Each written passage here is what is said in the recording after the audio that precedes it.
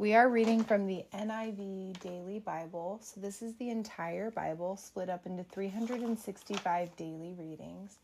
Every single day we have a portion from the Old Testament, we have a portion from the New Testament, and we have a portion from either Psalms or Proverbs. Obviously, it is technically the fourth, but we still need to do the third, and that's on honoring our commitments.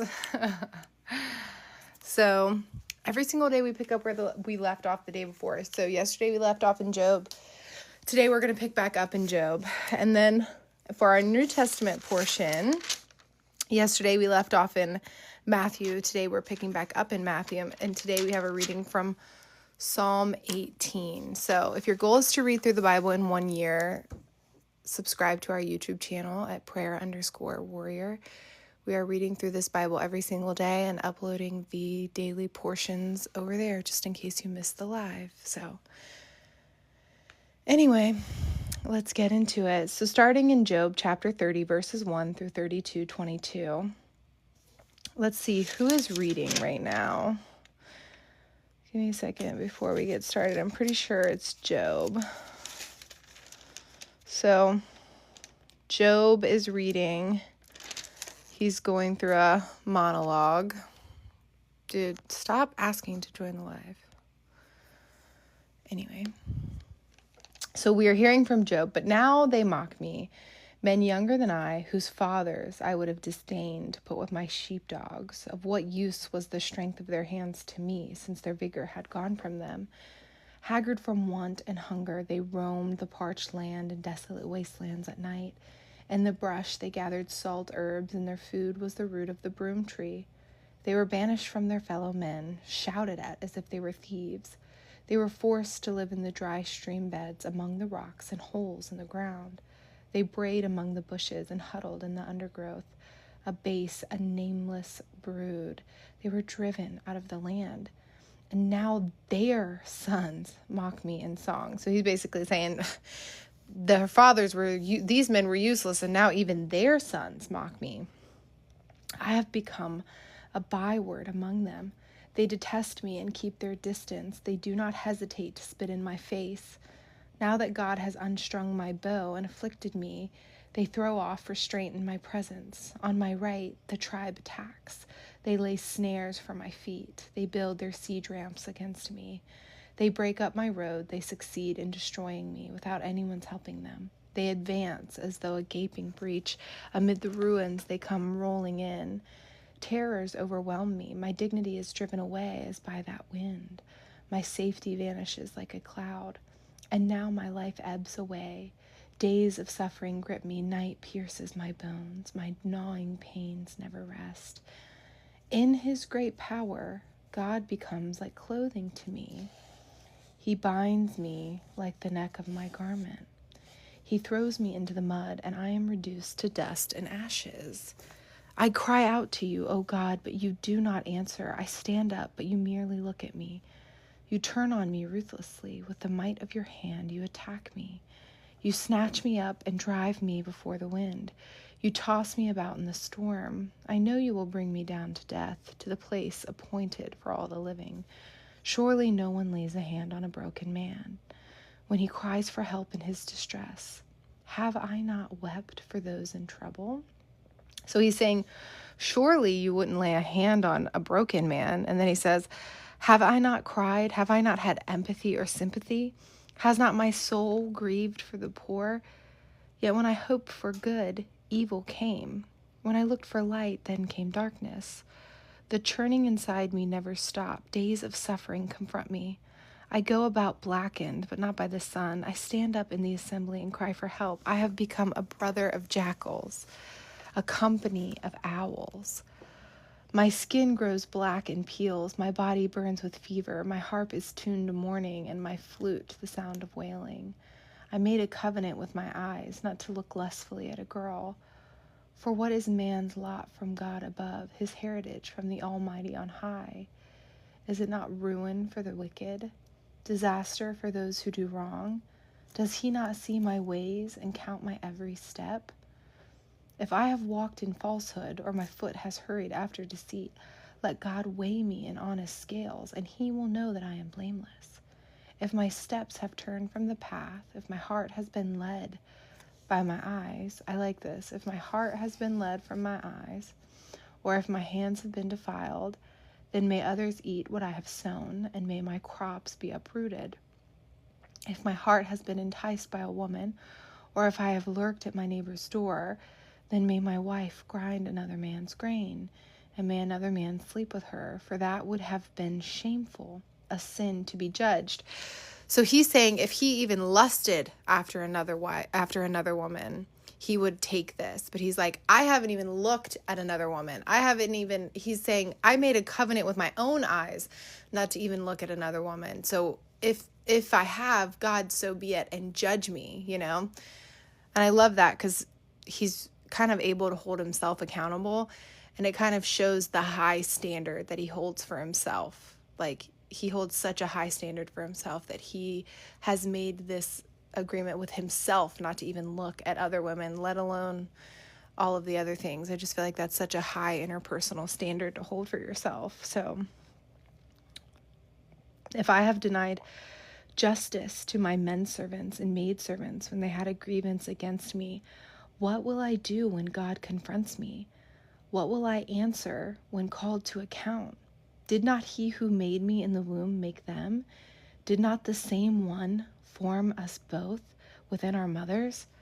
If I have denied the desires of the poor, or let the eyes of the widow grow weary, if I have kept my bread to myself, not sharing it with the fatherless, but from my youth I reared him as would a father, and from my birth I guided the widow. If I have seen anyone perishing for lack of clothing, or a needy man without a garment, and his heart did not bless me, for warming him with the fleece from my sheep, if I have raised my hand against the fatherless, knowing that I had influence in court, then let my arm fall from the shoulder, let it be broken off at the joint. For I dreaded destruction from God, and for fear of his splendor, I could not do such things. If I have put my trust in gold, or said to pure gold, you are my security, if I have rejoiced over my great wealth, the fortune my hands had gained, if I had regarded the sun in its radiance, or the moon moving in splendor, so that my heart was secretly enticed, and my head offered them a kiss of homage, then these also would be sins to be judged, for I would have been unfaithful to God on high. If I have rejoiced at my enemy's misfortune, or gloated over the trouble that came to him, I have not allowed my mouth to sin by invoking a curse against his life. If the men of my household have never said, who has not had his fill of Job's meat? But no stranger had to spend the night in the street, for my door was always open to the traveler. If I have concealed my sin as men do, by hiding my guilt in my heart, because I so feared the crowd and so dreaded the contempt of the clans, that I kept silent and would not go outside. Oh, that I had someone to hear me. I sign now my defense. Let the Almighty answer me. Let my accuser put his indictment in writing. Surely I would wear it on my shoulder. So he's basically pleading his case. He's like, if I've done any of these things, let me know. But he's like, I always helped the widow. I always helped the poor. I always did what was honorable and just and right in court. I would put it on like a crown. He said, if I was guilty, I would wear it like a crown. I would give him an account of my every step. Like a prince, I would approach him. If my land cries out against me, and all its furrows are wet with tears, if I have devoured its yield without payment, or broken the spirit of its tenants, then let briars come up instead of wheat, and weeds instead of barley. The words of Job are ended. So that's the end of Job's monologue. Moving forward, we have Elihu, who now is going to respond to Job. So these three men stopped answering Job because he was righteous in his own eyes. But Elihu, son of Barachel, the Buzite of the family of Ram, became very angry with Job for justifying himself rather than God. He was also angry with the three friends because they have found no way to refute Job and yet had condemned him. So now Elihu had waited before speaking to Job because they were older than he. But when he saw that the 3 men had nothing more to say, his anger was aroused. So he was mad at Job for justifying himself rather than God. Because as we just heard, Job just went on and on justifying himself. Oh, I helped the poor. Oh, I helped the needy. Oh, I never raised my hand against anyone in court. I've never done anything wrong. So he's like, you just spent so much time justifying yourself. You're righteous in your own eyes, you know? So that's why he's mad at Job. He's upset with the friends because the friends had condemned him. The friends had done nothing but condemn Job instead of refute him. So this is his response. Elihu, son of Barachel the Buzite, said, I am young in years and you are old, and that is why I was fearful and not daring to tell you what I know. I thought age should speak, advanced in years should teach wisdom. But it is the spirit in a man, the breath of the Almighty, that gives him understanding. It is not only the old who are wise, not only the aged who understand what is right. Therefore I say, listen to me. I too will tell you what I know. I waited while you spoke. I listened to your reasoning while you were searching for words. I gave you my full attention. But not one of you has proved Job wrong. None of you has answered his arguments. Do not say we have found wisdom. Let God refute him, not man. But Job has not marshaled his words against me, and I will not answer him with your arguments. They are dismayed and have no more to say. Words have failed them, but I wait now that they are silent, now that they stand there with no reply. I too will have my say. I too will tell you what I know, for I am full of words, and the spirit within me compels me. Inside I am like bottled up wine, like new wineskins ready to burst. I must speak and find relief. I must open my lips and reply. I will show partiality to no one, nor will I flatter any man. For if I were skilled in flattery, my Maker would soon take me away. So that's just the intro to his monologue. We're done with our Old Testament portion of the day. We want to move on to our New Testament portion of the day. But the last thing I want to highlight from this Old Testament portion is flattery. Flattery is a red flag. Flattery is mentioned all the time in the Bible, and it's always a red flag. It's always shown in a negative light because you can give someone an authentic, genuine compliment, but flattery is a compliment with no foundation. You're just gassing someone up for no real reason. And it's usually manipulative. You're usually going to flatter someone to manipulate them, to get something out of them. And so if someone is just showering you with compliments, they're just flattering you, and something in you is like, okay, these are nice things, but this doesn't feel like an authentic, genuine compliment. Put flattery on your list as a red flag.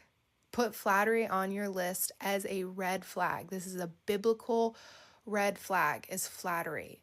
And if you have a hard time, pray for discernment. Ask for God to give you wisdom and discernment. And if you're having, maybe you've met someone and you're like, wow, they're really nice, and you're starting to maybe think that they're just flattering you, bring the situation to the Lord. Lord, is this person flattering me, or are they genuine and authentic? God will give you clarity. God will give you wisdom. God will give you discernment when you ask for it. But moving forward, just know flattery is a red flag. And the last time I encountered someone, it was after I had done a whole teaching on flattery being a red flag. And then I encountered someone and I was like, man, they're so nice. I think that they're lying.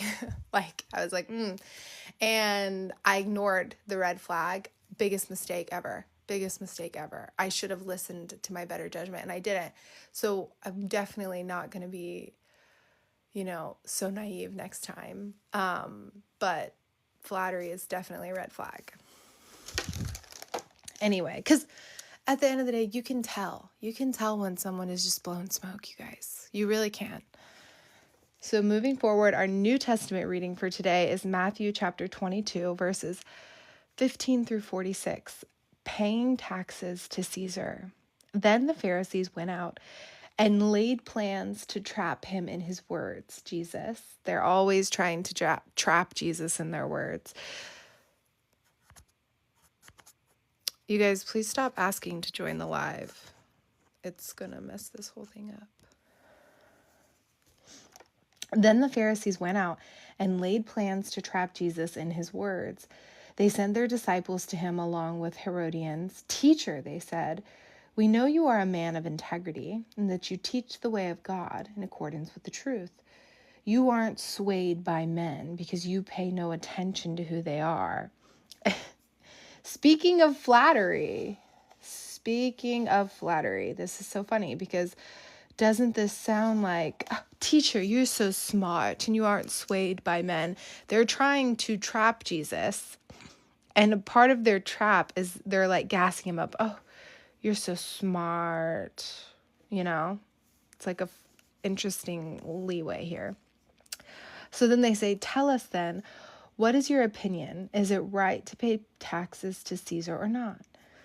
But Jesus, knowing their evil intent, said, you hypocrites, why are you trying to trap me? Show me the coin used for paying the tax. They brought him a denarius and he asked them, whose portrait is this and whose inscription? Caesar's, they replied. Then he said to them, give to Caesar what is Caesar's, and to God what is God's. When they heard this, they were amazed. So they left him and went away. Marriage at the resurrection. That same day, the Sadducees, who say there is no resurrection, came to him with a question. Teacher, they said, Moses told us that if a man dies without having children, his brother must marry the widow and have children for him. Now there were 7 brothers among us. The first one married and died, and since had no children, he left his wife to his brother. The same thing happened to the second and third, right on down to the 7th.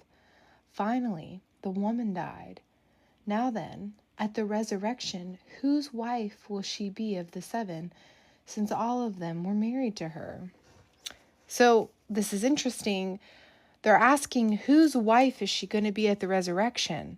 They don't even believe in the resurrection. The very beginning of this, it says the Sadducees, who say there is no resurrection, come to Jesus asking him this crazy hypothetical about whose wife is she going to be at the resurrection. They don't even believe in the resurrection, you guys.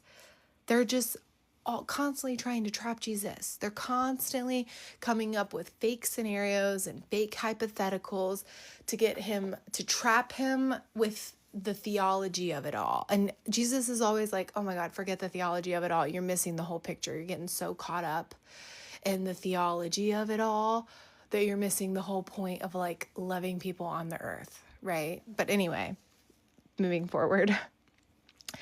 Jesus replied, you are in error because you do not know the scriptures or the power of God.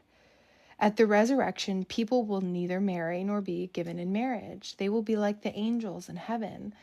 But about the resurrection of the dead, have you not read what God said to you? I am the God of Abraham, the God of Isaac, and the God of Jacob. He is not the God of the dead, but of the living. When the crowds heard this, they were astonished at his teaching. The greatest commandment. Hearing that Jesus had silenced the Sadducees and the Pharisees got together.